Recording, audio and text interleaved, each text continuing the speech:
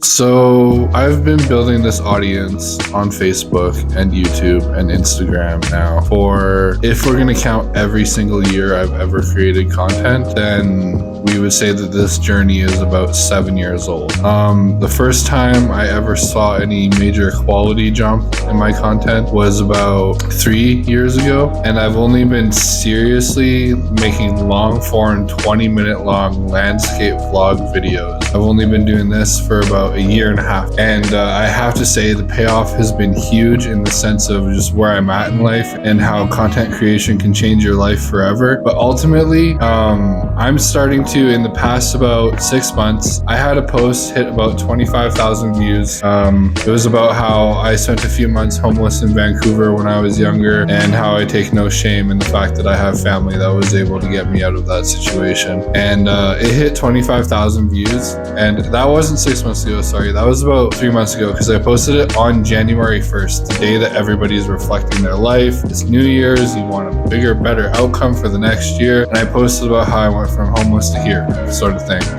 And ever since that post went out, my Facebook page has become a recommended Facebook page to the general public. So when I post, about 95 to 90% of my audience is people that are not on my friends list, that are just out there in the world, doing their thing, living their life. If you're watching this video, there is a higher chance of you seeing my content a few times and now you're watching, or you're watching for the first time. A huge chunk of you are watching me for the first time every single time I post, which is what's leading me to this video ultimately, because now that my audience is starting to grow, and I know anywhere from 1,800 to 1,500 people are going to see this video on Facebook, and then I'm going to put it on Instagram and it's going to get another 700 to 900 views, and then I'm going to put it on YouTube and get a mere 50 to 100 views if I'm lucky, because YouTube is so hard. But ultimately the focus here is to introduce myself to people on Facebook and give you a little bit of backstory. Ultimately, my drive for creating content is to protect myself mentally and to document my growth, so that one day I can look back on all this and see all the change and see how I grew throughout the process. But ultimately, to make content that is just real and not overproduced or overhyped or with too many hooks or a ton of editing. Alright, so let's just focus on this past year, because this has been my most dense year of content and the most shit that I've actually talked about, the most shit that I've expressed. It's been awesome, and I did it all from like this flat that I had inside of my parents' house. It was like a bedroom to a Jack and Jill bathroom to another bedroom. One area was my bedroom, one area was the bathroom and where I smoked weed.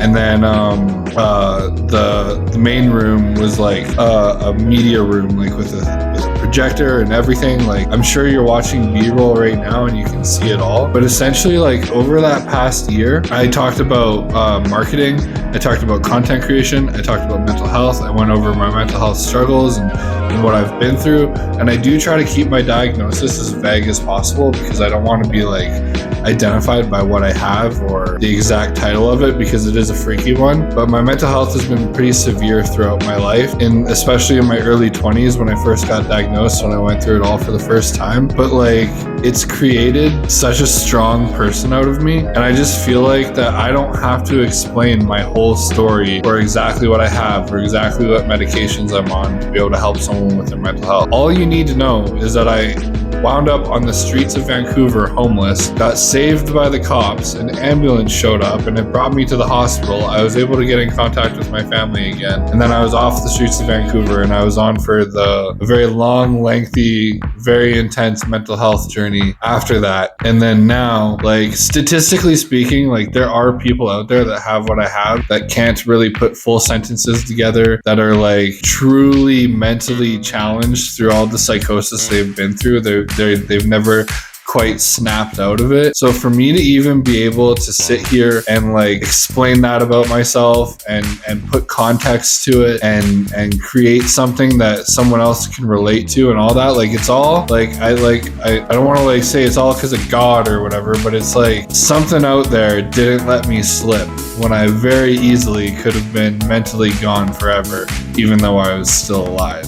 In some ways, I do feel like a dead man walking, and that is a very specific feeling. So for those of you out there that have been through something crazy, like where, I don't know, drop it in the comments, a story about how some sort of like medical or crazy emergency that happened in your life where you could have easily died and now you're alive. Like, I think you'd be surprised how many people have a story like that. And if you have one like that, I'm interested to hear it, and I'd love for you to drop it in the comments. But anyway, over the past year or so, I have put a lot of effort into learning how to do proper filmmaking. And I know this isn't like the craziest, like from those of you that have seen other content, like I don't do the most wild film shots. I don't edit crazy. I don't make it anything more than it has to be. But I want the realness of who I am to just shine through the video and almost do most of the heavy lifting versus the B-roll I pick or what captions I pick or anything like that. But we're getting a little bit off topic. So for those of you that are watching right now, and if this is your first time viewing one of my videos, thank you for making it this far, and thank you for giving me your time of day. And to those of you that have been seeing me pop up on your phone for the past 3 to 6 months to a year because of these vlogs and stuff, it pushes me out there. So I know that there's a ton of people out there that haven't hit follow yet, and I'm not gonna like urge you to hit follow or anything, but if you keep watching my videos, they're gonna keep showing up on your fucking phone. So if you follow me, then you're helping me towards that monetization on Facebook, because I have a creator account, not just a personal account.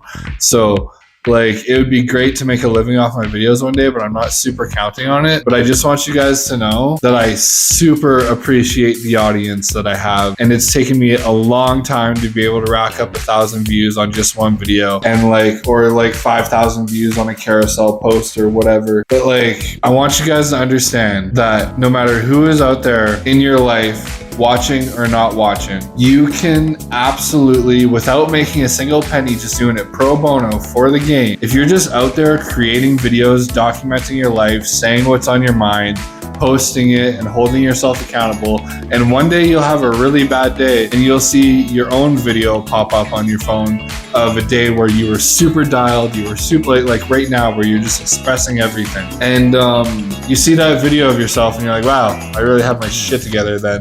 And then like it holds you accountable to the fact that if you can show your best self to everyone in a video, then you can show your best self to yourself